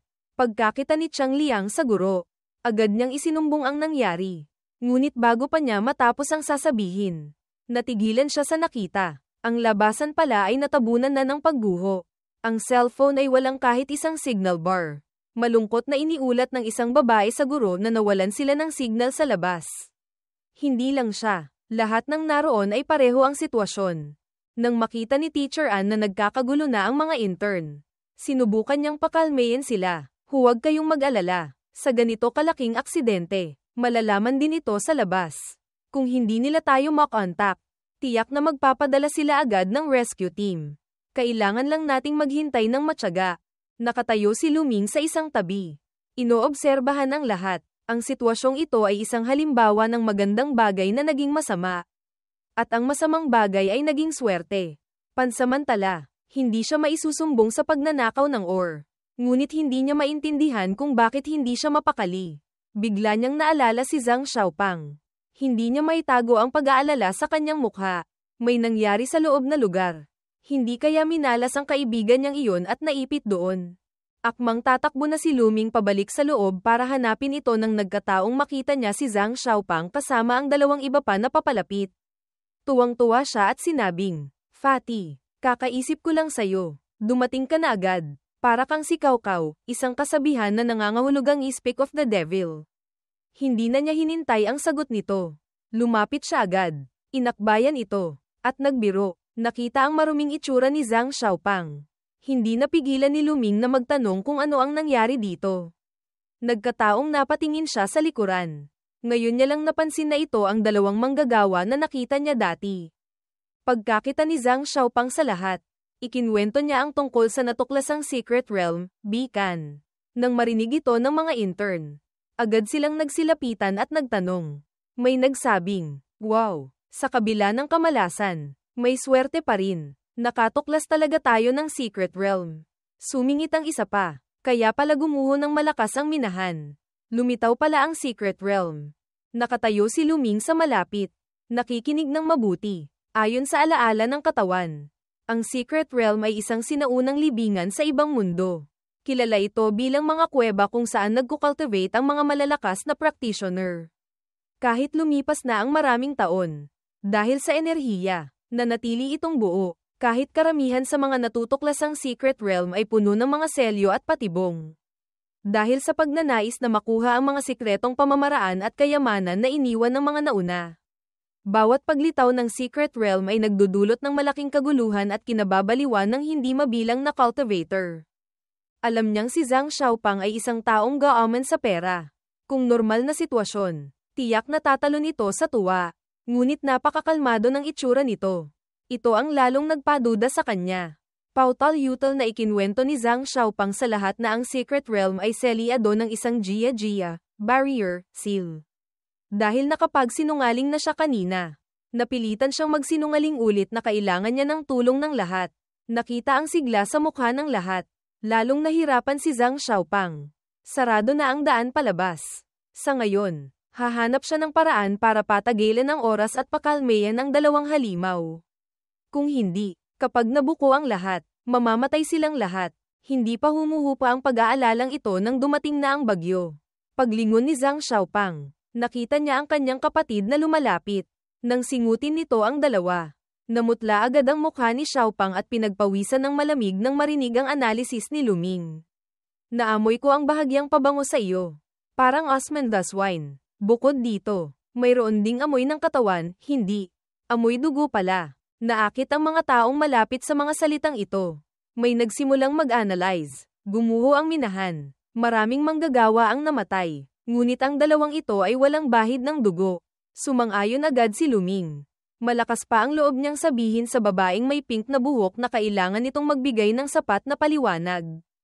Nang inag ang kamay ng babae sa pagkakahawak, biglang napuno ng kasamaan ang kanyang mga mata. Akala ng lahat ay kikilos na ito at papatayin silang lahat. Ngunit yumuko ito sa harap nila. Opo, at inaming mayroon siyang buwan ng dalaw. Natigilan ang lahat ng ilang segundo. Pagkatapos ay sabay-sabay na lumingon kay Luming at sinigawan ito. Anong napakasensitibong pang-amoy? Mukhang pang-amoy ng manyak yan. Oo nga, walang kwentang kakayahan. Nasa harap na nila ang Secret Realm. Agad na nag-iba ng usapan ang lahat at nagmamadaling tumakbo papunta roon para tingnan. Sinubukang pigilan sila ni Teacher Ann. Sinabing manatili sila at maghintay ng rescue. Ngunit tinakpan na ng ambisyon ang kanilang pag-iisip. Para sa mga cultivator, ito ay isang napakagandang pagkakataon. Kung darating ang rescue, baka maunahan pa sila ng mga leader. Karamihan sa mga estudyante ay hindi nakinig at umalis na. Ngayon naman ay lumingon si Xiaoyu kay Luming at tinanong kung ano ba talaga ang napakasensitibong pang-amoy na iyon. Ngunit hindi rin pala alam ni Luming. Ang mga sinabi niya kanina ay gawa-gawa lang niya para subukang alamin kung may itinatago ba ang babae. Nakaharap sa kanya, si Xiaoyu rin ay may kakayahang mag-obserba. Kaya tinanong niya ito kung may napansin ba ito. Seryosong pumikit si Xiaoyu. Nag-isip sandali, pagkatapos ay sumagot. Sinasabi sa akin ng Divine Archer Instinct ko na kailangan kong sumunod sa karamihan ngayon. Pagkasabi nito, tumakbo na rin si Xiaoyu. Akala mo kung sino? Pareho lang din pala sila. Sa lokasyon ng pintuan papasok sa Secret Realm. Puno ng mga intern ang labas. Hindi mapigilan ang pagkamangha. Sakto noong nagmamadali silang sirain ang selyo. Biglang nagsalita si Zhang Xiaopang. Mga kasama, pakalma lang po, ngayon. Pansinin ninyo ang posisyon ng aking kamay. Sumabay kayo sa aking ritmo. Kapag nakuha na ang tiyempo, sabay-sabay tayong umatake sa saliw ng musika. Madaling mabubuksan ang selyo. Pagkatapos, itinaas niya ang kamay na parang isang konduktor at nagsimulang magbasa ng mga nota. Pagkatapos ng 8 nota, itinuro niya ang kamay sa harap. Nagpakita ng posture ng isang leopard. At sumigaw. Ibigay ang lahat ng lakas. Atake. Kapag nabuksan natin ang pintuang ito, ang hindi mabilang na mga kayamanan at mga lihim na pamamaraan ay nasa harap na natin. Nang marinig ito ng mga intern, para silang nabaliw, agad nilang inilabas ang kanilang pinakamalakas na atake. May tumawag ng kidlat, may nagcast ng spell, may humawi ng hangin. Lahat ng atake ay kahanga-hanga at nakakaloka. Pagkatapos ng sabay-sabay na atake, umangat ang alikabok at nagkabitak-bitak ang lupa. Talagang nakakagulat. Nakatayo si Zhang Xiaopang sa malayo. Nakapikit ang mga mata. Basang-basa ng luha ang mukha. Lagot na. Alam na alam niya kung ano ang mangyayari.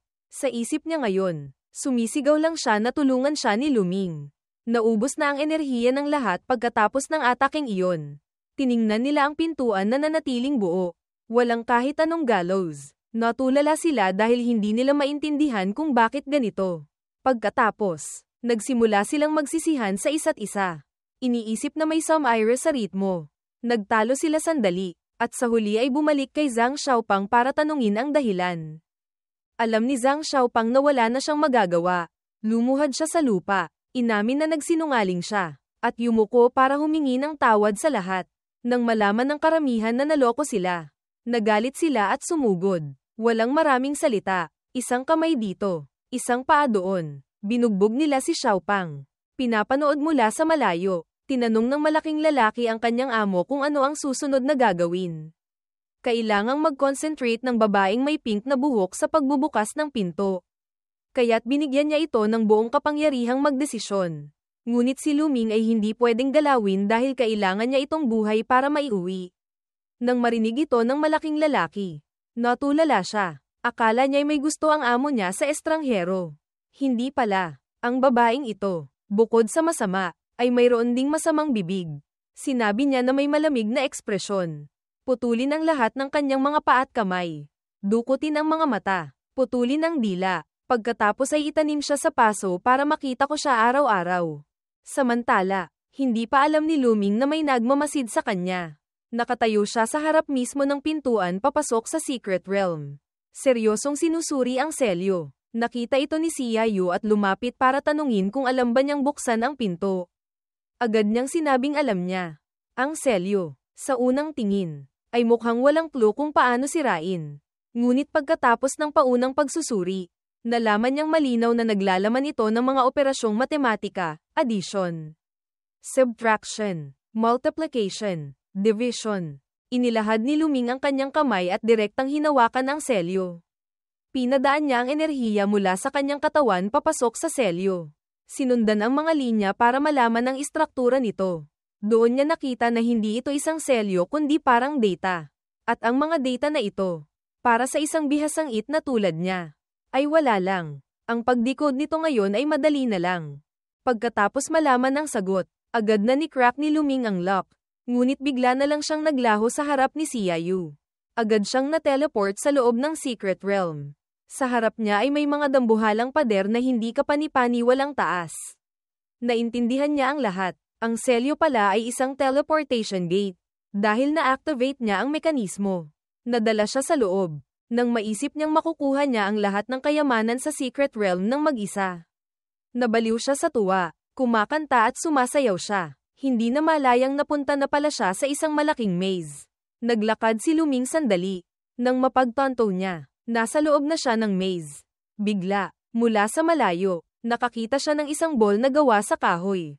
Yaman. Yayaman na ako. Tumatakbong lumapit si Luming at agad itong binuksan para tingnan kung ano ang laman. Ngunit walang kayamanan. Isang piraso lang ng papel ang nakahandusay doon. Kinuha niya ang papel. Nakasulat dito, ito ay isang illusion maze, MKong HUYN can. Hanapin ang labasan ng maze para mabuksan ang selyo. Walang anumang supply dito. Kailangan mong hanapin ang labasan kung ayaw mong mamatay sa gutom. Lumalabas na hindi ito isang secret realm kundi isang ilusyon. Sa pagkakataong ito, lagot na talaga siya. Patay na siya. Pinag-isipan niya ang nilalaman ng papel. Natakot siya nang mapagtanto na ang maze na ito ay walang katapusan. Ito ay umiiral lamang sa computer programming. Hindi sa totoong mundo. Ngunit sa ibang mundo, iba, maaari itong gawin sa pamamagitan ng ilusyon. Ang paraan para makalabas ay ang paggamit ng isang punto bilang sentro. Pagkatapos ay palawakin ang sakop ng paghahanap. Sa isang punto, mahahanap din ang labasan. Ang oras na aabutin para mahanap ang labasan ay depende sa kung gaano kalayo ang naligaw mula sa sentro. Kung malas at napunta sa isang walang katapusang maze, tiyak na kamatayan ang kahihinatnan. Ngayon lang talaga natakot si Luming.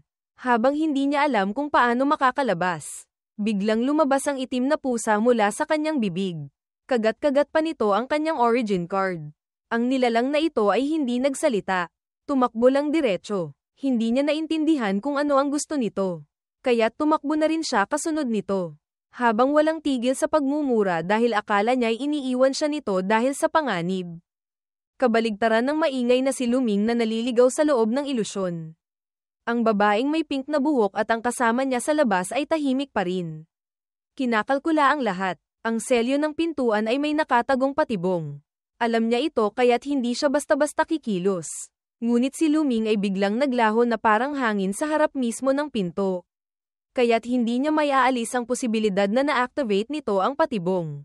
Ang malakas na pag-atake sa selyo ay maituturing ding isang paraan ng pagbubukas. Ngunit sa kasamaang palad, ang mga intern na iyon, kahit pagsamasamahin pa, ay mukhang hindi pa rin sapat ang lakas para alisin ang selyo. Ang gumawa ng lugar na ito ay isang dalubhasa, kaya't kailangan pa rin siya mismo ang magbukas ng pinto. Si Zhang Xiaopang naman ay binugbog ng mga tao. Sa sobrang sakit, balak na sana niyang sabihin ang totoo. Ngunit isang malaking anino ang lumapit. Pag-angat ng ulo ni Xiaopang, malas siyang nagtama ang mata nila ng malaking lalaki. Agad na natikom ang kanyang bibig sa takot. Hindi makapagsalita. Bigla, may sumigaw. Tingnan nyo. Bumukas ang pinto. Dumating na ang swerte. Agad na pumila ang mga intern. Pagkatapos ay masayang tumakbo papasok. Ang nasa isip nila ay puno na ng kayamanan. Ang default ay, unahan lang. At kung sino ang magiging guinea pig para sa mga patibong. Bahala na. Ganoon na lang sila sumugod papunta sa kamatayan. Nakatayo ang babaeng may pink na buhok sa isang tabi. Madilim ang mukha. Pinapanood ang mga estudyanteng tumatakbo papasok. Hindi pa siya gumagawa ng kahit ano kanina. Ngunit bumukas na ang pinto. Dati, napakalakas ng selyo. Ngunit ngayon ay madali lang itong nabuksan. Tiyak na ginalaw ito ni Luming. Tungkol naman kay Luming. Pagkatapos ng habulan, napagtanto niyang sinadya siyang dalhin ng pusa sa labasan. Kaya't hindi niya maitago ang pasasalamat at gusto niya itong yakapin at halikan. Nang kumalma siya, naghinala siyang alam ng pusa ang bawat sulok ng lugar na ito. Nagsimula siyang gumawa ng plano para sa kanilang dalawa na parehong makikinabang para solohin ang kayamanan. Kung makakakuha sila ng mahalagang bagay, kapalit ay tuyong isda at bait. Basta gusto nito. Kaya niyang bilhin. Kahit ang pagbili ng babaeng pusa para may makakasama ito ay kaya niyang gawin. Nang marinig ang babaeng pusa, biglang nagliwanag ang mga mata ng itim na pusa. Ngunit sa halip na matuwa, Nagalit ito at binigyan si Luming ng isang malakas na hampas ng buntot na ikinasakit ng kanyang panga. Kabaligtaran ni Luming na dinala sa walang katapusang maze. Ang mga taong pumasok ng malalim ay napunta sa ibang pintuan. Madilim at walang liwanag. Akala nila'y isang malawak na secret realm ang nasa loob. Ngunit isa lang pala itong maliit na sikretong silid. Kaya't medyo nadismaya sila. Pumasok sila ng malalim. Nang dumaan sila sa isang batong haligi na may kakaibang arkitektura. Bigla itong umilo. Kasunod nito, na-activate ang lahat ng iba pang batong haligi. Sabay-sabay na lumikha ng isang maliwanag na daan. Doon lang nila napansin na may nakatagong isang kakaibang card sa lugar na ito. Isang tao ang nagsalita para mag-analyze. Ang card ay nakabaon sa loob ng secret realm sa ilalim ng lupa. Tiyak na may dahilan, base sa pattern at kulay nito. Hula niya'y isa itong legendary card. Hindi man sigurado, pero sa pangkalahatan, maaari itong may benta sa malaking halaga. Nang marinig ang salitang pera, muling nagkagulo ang lahat. Naniniwala silang dapat itong kunin. Pagkatapos ay ibenta sa labas at paghatian ng pantay-pantay. Iyon ang pinakamakatarungan. Desidido na sila, bago pa man nila mahawakan ang card. Isang ibang kamay ang damapo sa ulo ng isang malas na estudyante. Idiniin siya pababa ng malaking lalaki. Ngayon lang siya lumingon para linawin sa mga natitira. Paumanhin, mga kaklase, hindi nyo ito maaaring galawin. Ako si Fu Hengming, Fu Hanmin. Isang 3-star energy warrior. Kukunin ko ang card na ito. Kung gusto nyong mabuhay, lumayo kayo. Nang marinig ito ng mga intern, sabay-sabay silang namutla, maliban sa malaking lalaking ito. Lahat sila ay isang star cultivator lang. Sa ganitong sitwasyon, mukha silang mga tupa sa gitna ng mga lobo. Ngunit, isang puno ay hindi gubat. 3 puno na magkakasama ay nagiging 3 puno, isang kasabihan na binago. Ang orihinal ay tungkol sa pagiging kagubatan. Isang lalaki mula sa grupo ang sumigaw ng buong tapang. Ang pagkakaisa ay lakas. Ano kung isang star lang? Ang grupo ng isang star ay isang konstelasyon. Ang pinakamaliwanag na bituin sa kalangitan ng gabi. Pagkatapos, buong tapang siyang sumugod. Ngunit hindi niya inaasahan. Ang naisip niyang hakbang ay siya lang ang gumawa. Walang sino mang sumunod sa kanya. Lumingon siya para pag-alitan ang mga kasama sa pagiging duwag. Ngunit nakatanggap siya ng malamig na katotohanan. Tanga ka ba? 2 star level ang agwat natin. Imposibleng manalo. Ngunit mapilit pa rin siya. Paano natin malalaman kung totoo siya o hindi? Paano ang isang 3-star warrior ay magiging manero dito? Bigla, may sumingit na ibang boses. Hindi sila mga manero. Pumunta sila rito para sa card na yan. Ang bagong dating pala ay si Teacher Ann at ang grupo ni Sia Yu. Nang makita ng mga natitirang estudyante ang nakatatanda, agad silang nagsilapitan at ikinwento ang pananakit ng malaking lalaki sa kaklase para makuha ang card. Nang marinig ito ni Teacher Ann, sinabihan niya silang umatras. Ang mga bagay na ito ay hahayaan na niyang ang mga nakatatanda ang umayos. Humarap sa malaking lalaki. Inilahad ni Teacher Ann ang lahat ng kanyang natuklasan. Sa labas, maraming manggagawa ang nasawi. Kung titingnan lang, mukhang namatay sila dahil sa aksidente sa minahan. Ngunit base sa mga sugat sa kanilang katawan, karamihan ay mga sugat mula sa labanan. Kung siya ba ang may kagagawan nito o hindi ay kailangang imbestigahan ng mga propesyonal. Hindi niya ito sakop, ngunit ang pamimilit, pananakot, at pananakit niya sa kanyang mga estudyante ay isang bagay na hinding-hindi niya palalampasin. Laging sinasabi ng mga tao na mapanganib ang mga taong nagsusuot ng salamin. Tama, sa pagkakataong ito, malinaw na pinatunayan ni Teacher Ann na mapanganib nga talaga siya. Ngumisi ng mapanghamak ang malaking lalaki. Noong una, gusto lang niyang kunin ang card at umalis. Ngunit ngayong nahaharap siya sa ganitong sitwasyon, wala siyang ibang pagpipilian kundi patayin silang lahat ng sabay-sabay. Sumugod siya na kasing bilis ng lobo. Ngunit naiwasan ni Teacher Ann ang unang atake. Pagkatapos lumayo, nagsimulang gamitin ni Teacher Ann ang kanyang kakayahan. Nag-ipon ng hangin sa kanyang palad. Nang maramdamang sapat na, inilabas niya ito ng sabay-sabay. Itinira ang Wind Blade Burst, Fong NHN Bokza, diretso sa kalaban. Agad na umugang ang isang malakas na bagyo. Kasunod ng isang malakas na pagsabog.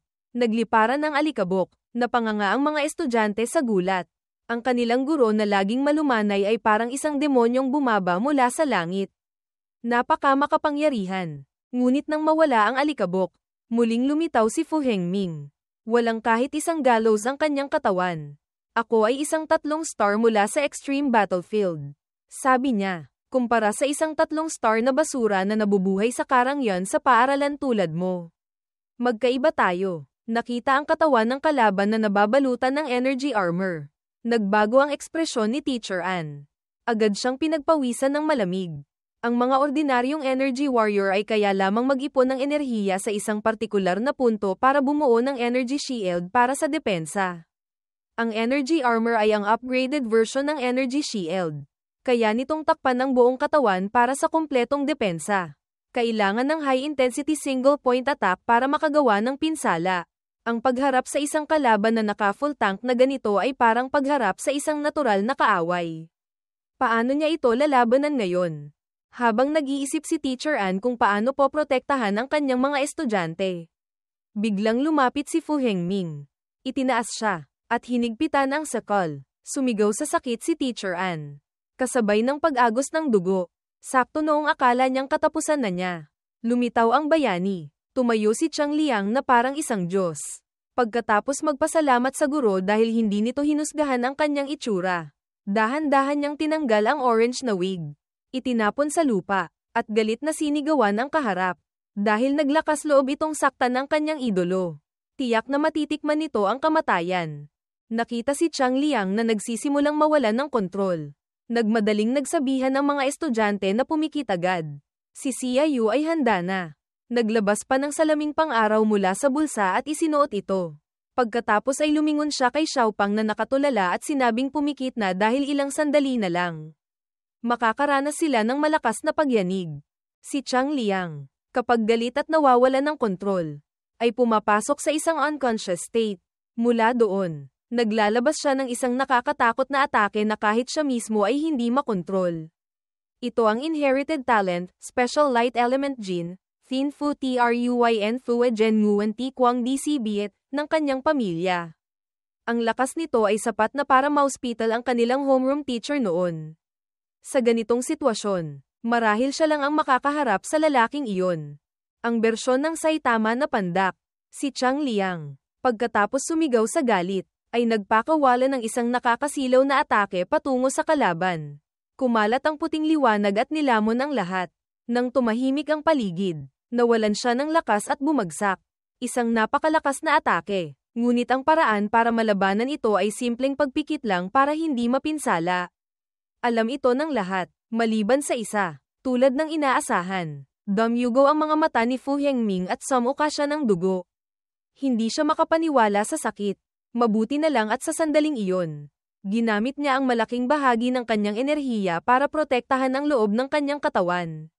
Kung hindi, malamang ay naduraj na ang kanyang utak at mga laman loob dahil sa kakaibang liwanag na iyon. Habang hindi siya nakatingin, sinamantala ni Xia Yu, na nakatayo sa gilid, ang hamin ng depensa nito at pinakawalan ang kanyang nag-iisang palaso. Noon, tinuruan siya ng kanyang lolo na kapag humaharap sa malakas na kalaban, ang pagkapanalo, pagkatalo, at buhay-kamatayan ay nasa isang iglap lamang. Kaya't bukod sa magaling na teknik, kailangan din ng isang kalmadong puso. Hindi lang para mapanatiling kalmado ang sarili habang naghihintay, kundi para samantalahin din ang tamang sandali para ilabas ang buong lakas at talunin ang kalaban.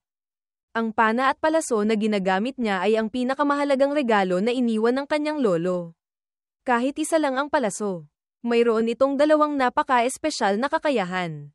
Una, napakamahal nito, at ang pangalawang kakayahan ay ang susunod na sandali. Mabilis na lumipad ang palaso at tumama sa kaliwang dibdib ng malaking lalaki. Hindi ito tumama sa puso kundi malapit sa balikat. Para sa isang mandirigma na may matigas na katawan tulad niya. Maliit na bagay lang ito. Ngunit hindi niya inaasahan. Ang palasong iyon ay kusa palang naging yelo. Sa isang iglap, na-freeze ang buong kaliwang braso ni Fu Hengming. Sa pagkamangha ng lahat, seryoso ang mukha ni Xia Yu.